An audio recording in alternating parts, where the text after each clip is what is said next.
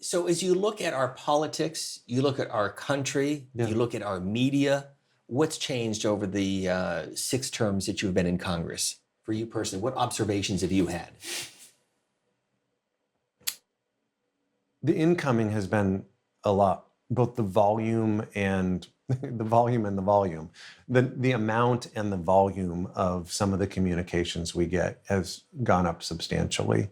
And some of that's social media, some of that I just think we are more divided. And that gets at, I think, the other dynamic that I've witnessed. I think there's palpable polarization.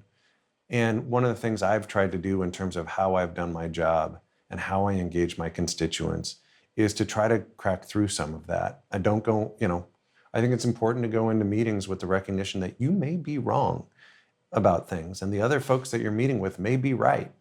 And that, we have to actually respect one another's views. I sit down every week. I participate in a group called the Bipartisan Working Group every week when I'm back here, with a dozen Democrats and a dozen Republicans who meet for breakfast and try to figure out where we can find some common ground. And every time I walk in, I don't want to mislead you into thinking we're holding hands around the room and singing Kumbaya or, closing our eyes and doing trust falls into each other's arms. We stopped doing that after we dropped a guy. But, it is sort of the hour of each week where I find myself thinking we need to be doing more of that, not just as a Congress, but as a country too. Bridging those divides, I think, is going to be very important and more important now than ever before. There was an NBC News poll last year that asked Americans, do you agree or disagree with this statement? America is so divided, it is now incapable of solving big problems, and it's getting worse. 70% of respondents agreed with that statement. Wow. I visited a YMCA in my district thinking they wanted to talk to me about gymnasiums losing money after the pandemic. That's not what they wanted to talk to me about. You know what they wanted to talk to me about? Fights breaking out at the Y over politics. And so I think one of the questions each of us, not just elected officials, but like each of us as Americans has to answer is like, do we just accept that and say, well, life in 2024 is we're not going to get big things done and we're all going to hate each other and I got to worry about getting punched in the face on the elliptical? Or do we say, we're going to try to figure this out?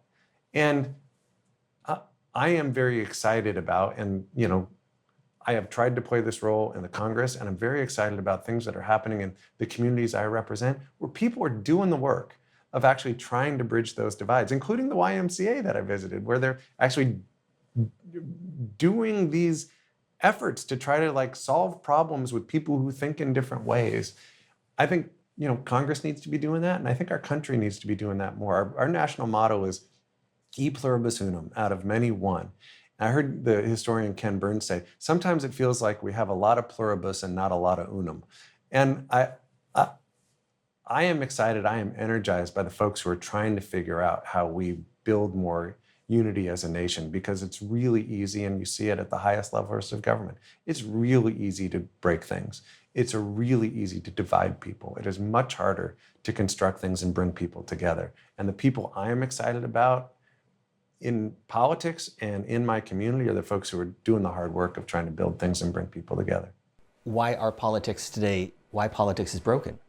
Well, look, I think they're broken because there's so much money that's involved, and that people are making money off of the divisiveness. People are making money off of the partisanship, and so you are playing to parties and ideology rather than playing to actually change results and making America better. I think that people wear the label of a Republican or a Democrat first, rather than wearing the label of I'm a fellow human, I'm a fellow American, I'm a fellow Louisianian.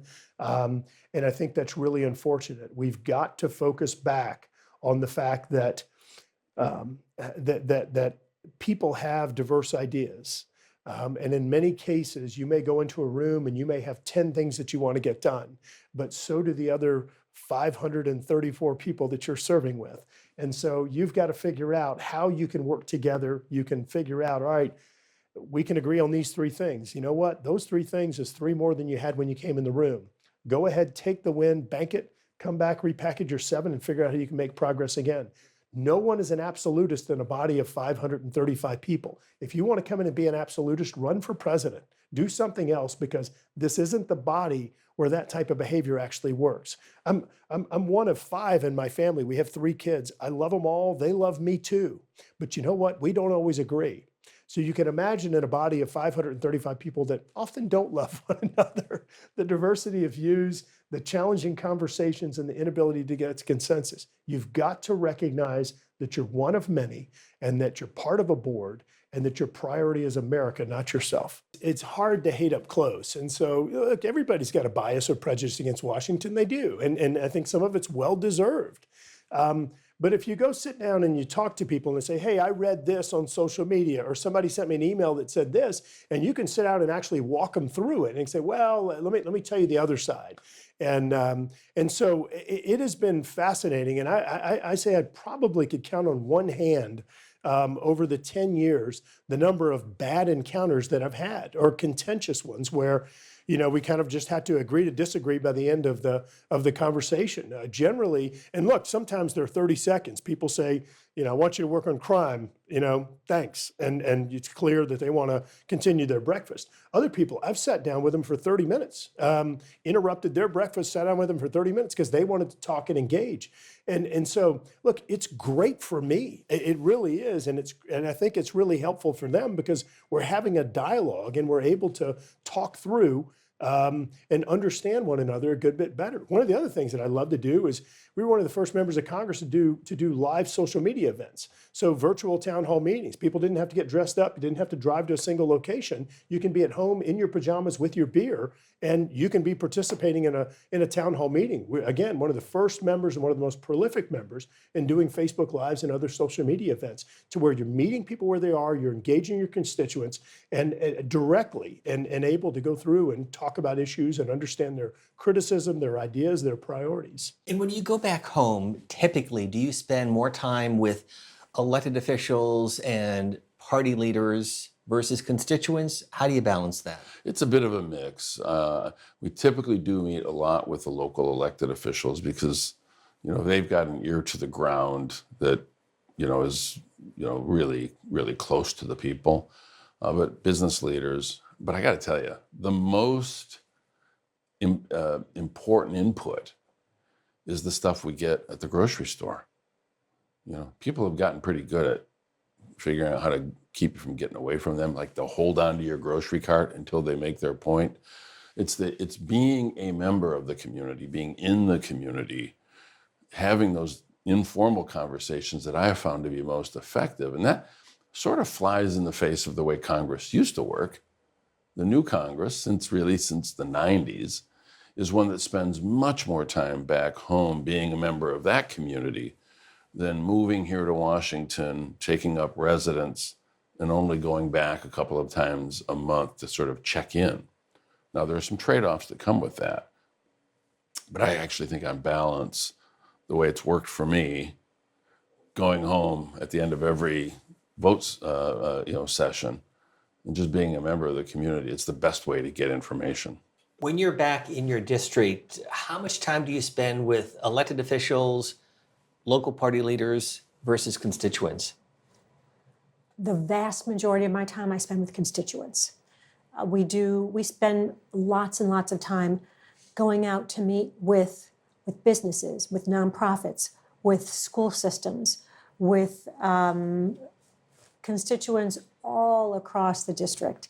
And if I'm with other elected officials, it's usually because we might have a roundtable that they want to participate in, or we might be at a ribbon cutting that we might all participate in. But the majority of my time in the district is spent meeting with constituents, learning about what their issues are, and trying to understand what can I do in Washington to be helpful to the constituents and to the district as a whole.